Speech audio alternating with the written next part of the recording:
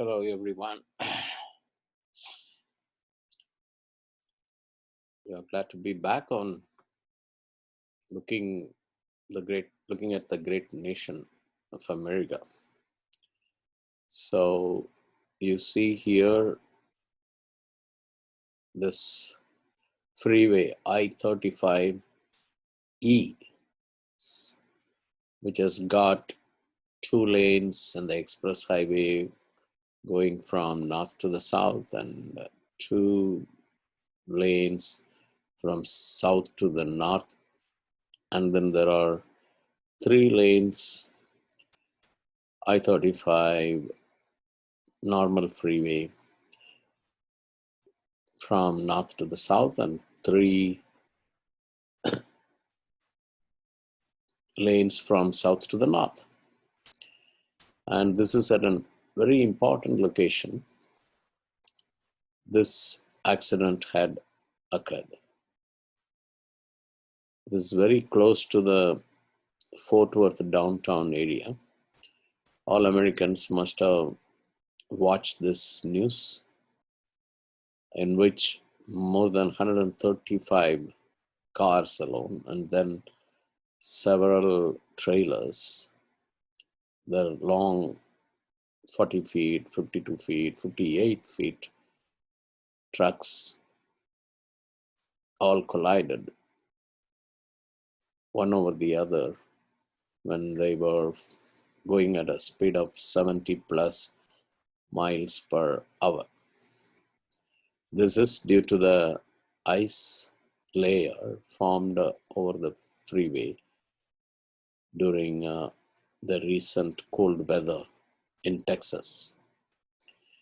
Now, it's a sad thing to see.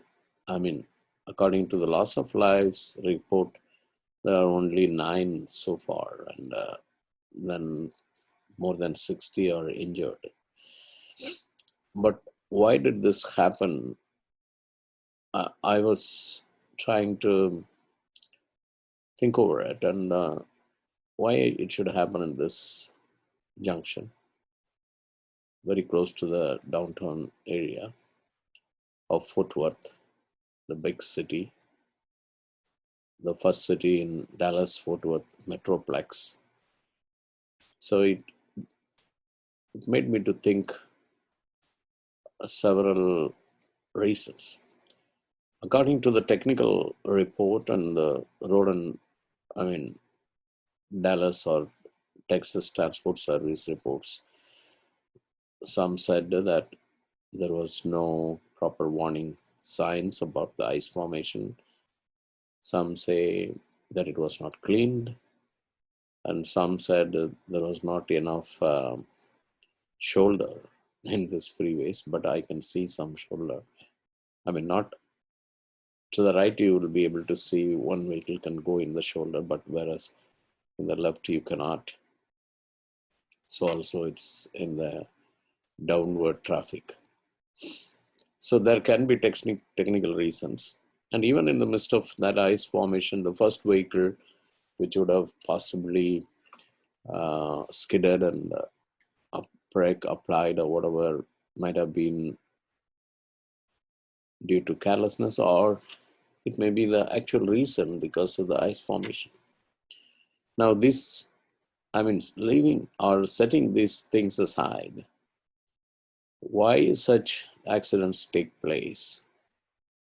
You know, when I used to say so many things in the world, or almost everything that are happening with human beings, including the riding of the vehicles, are in the spiritual realm.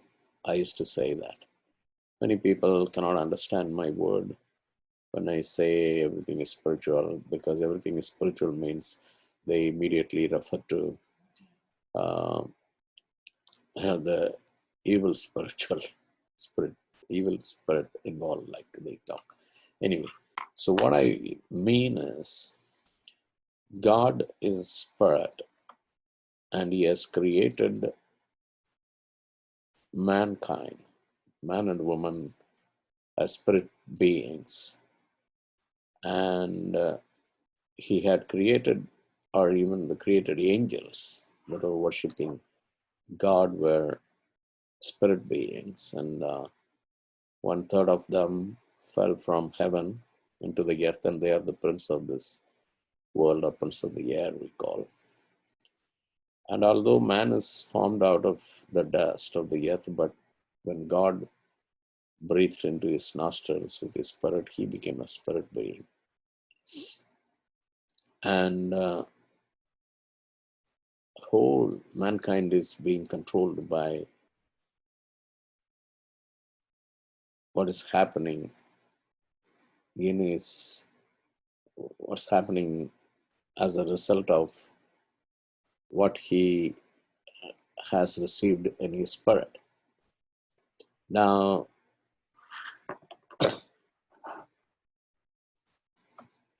so this technology with which automobiles run may look more like a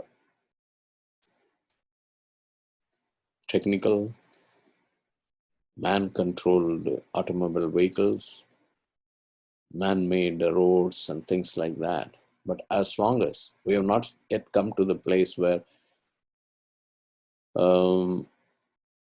driverless vehicles are on the roads, even that I would say will go out of control if the spirits get in,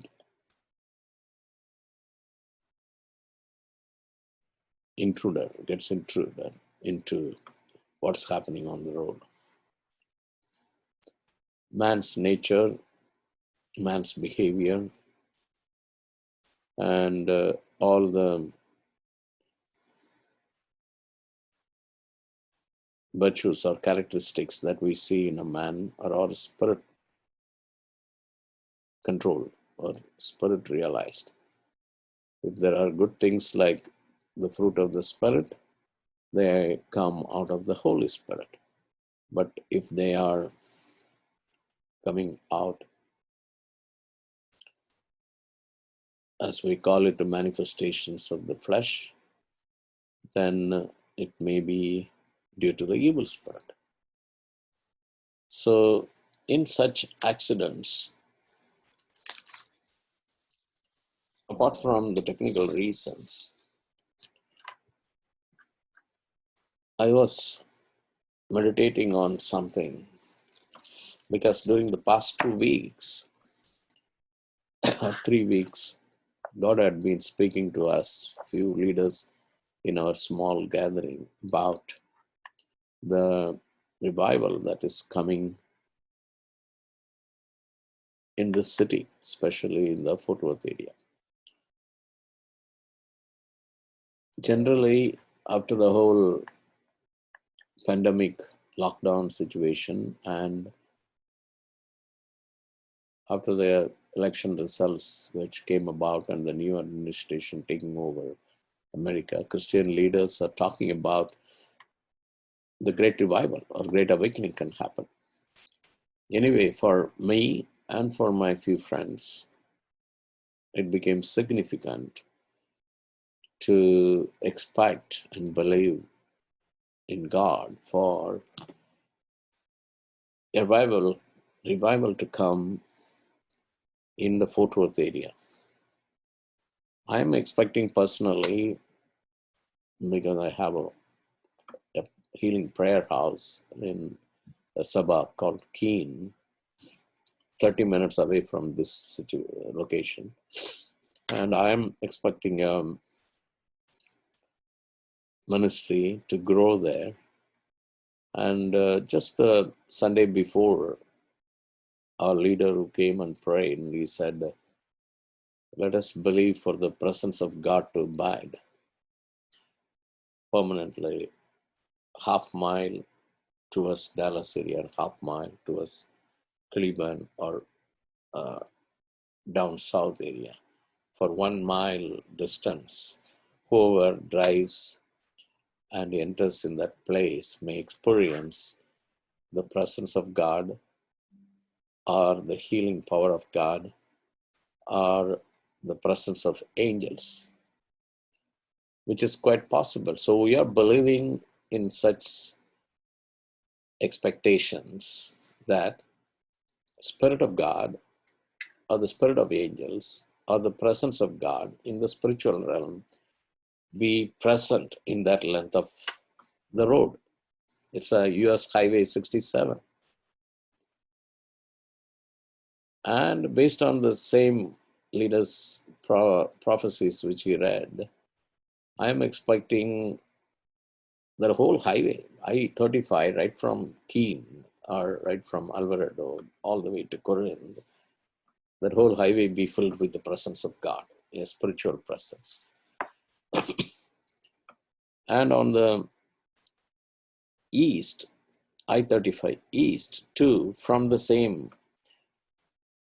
horizontal location, all through Dallas downtown to Corinth again, that it may be filled with the presence of God. That's what we are expecting. So when we are praying for such presence of God in the spiritual realm to remain, why can't we believe that these accidents are also taking place because of the spirits present in that area, the evil spirits, or the spirits which are not satisfied with in taking lives from human beings, and spirits which are continuously accusing before God about the people and about the area and about the city, and taking permission to come and cause certain accidents like this possible. Whenever we expect a great awakening or a great revival, there has to be prayer. Intercessory prayer should go unto God. But in the intercessory prayer, what do? These days, there is a new kind of words are used. Some people who go to the court of heaven and receive some direction, I believe. And some people who have learned from others about declaring and decreeing, they use such words in prayer. They are no more pleading before God for mercy, interceding for the sake of the people. They are no more, humbling themselves to really seek for the grace of God, for the mercy of God, for the justice of God, for the truth and righteousness of God to come out. But they start decreeing and declaring and decreeing. Many things they decreed and declared about Trump's whatever should have happened in the last 75 days or 80 days, now 90 days. Nothing came true, because I do not know how many people have realized that this declaring and decreeing just in the air without occupying the place maybe of an angel who would have been assigned. Even the angel will do only the work of God. If God says, okay, I have passed a decree that this election results would come in favor of Trump, go and declare, or go and fulfill, and let the other administration or other attempts of human being will not take place. If he had said that, maybe the angels might have executed. But how many of the people declared and decreed, received such a direction from God, or they are in that place to declare and decree that now the President Biden should have been out and President Trump should have been in, like. There are many things I need to really want to speak on this declaring and decreeing quite a lot and make the people to understand you cannot just easily do it. You have some freedom, some place where you can declare, you can decree, but not everywhere. Anyway, leave aside that. So truly intercessory prayers are to be made for a revelation or for revival to come in Fort Worth area. So the people who are praying for Texas, praying for a great revival in this 35 corridor, I want to present 7 points for your prayer. Okay, so today I may only read the 7 points, but we will see in the consecutive days by going through all the 7 points of prayer or a prayer strategy. We will go in detail on how we need to pray. So let me just read to you what I have noted down as the 7 points. Okay, so now coming back again there to that page,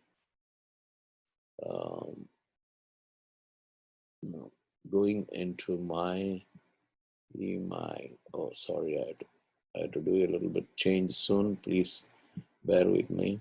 I had changed my inbox into something else, some other inbox, and here is where I have. Okay, now I'm coming to that. Now, I have written this article. I mean, something. Let me try to see whether this gets.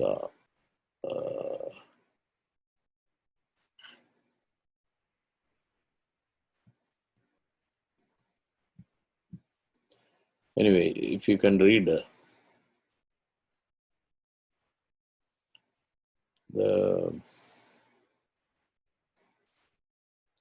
I don't know how to do the zooming.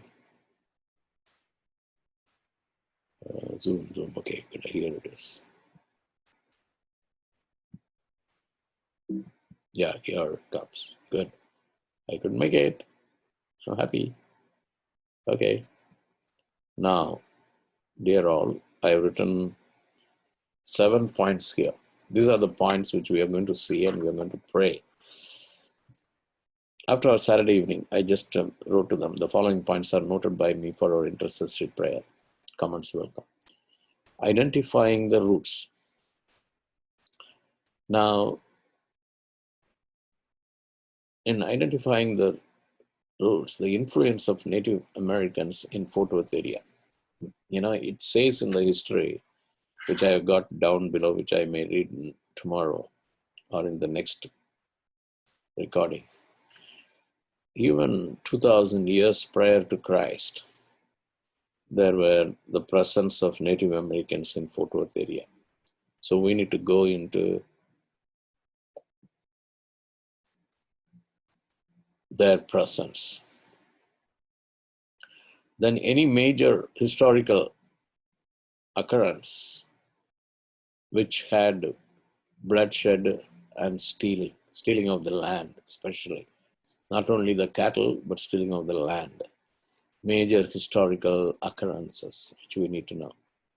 Any monuments built which are ungodly and worship carried on in those areas, witchcraft if practiced.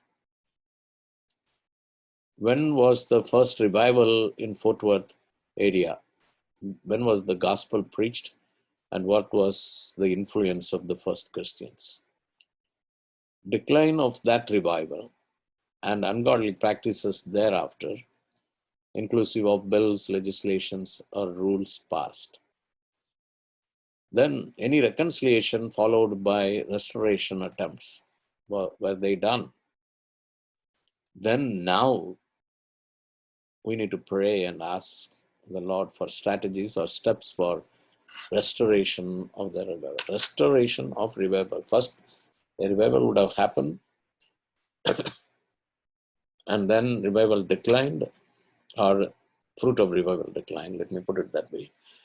And then any restoration attempts were made, reconciliation steps were taken, and then we need to now take steps towards restoration so that the revival be restored back, or a new great awakening or third awakening or whatever people say we can seek after this. So beloved, with this sharing, I'm closing my recording today. But these are reasons. These are 7 great reasons with which myself and our leadership here who are seeking a great awakening to come in Fort Worth area, we are going to concentrate on these points. And you, from wherever you are reading, you can also look into some all these points and then return back to God, or truly do intercessory prayer, not your simple prayer, meaning declare and decree. Be careful about it. And why do you use and how do you use, what effect it has got, think over all that. So you go into these points, and like the great intercessors in the history that we have known, that we may also intercede before God for a great revival. May God bless you and give you the insight to truly experience the great awakening that we expect in the days to come. God bless you. Amen.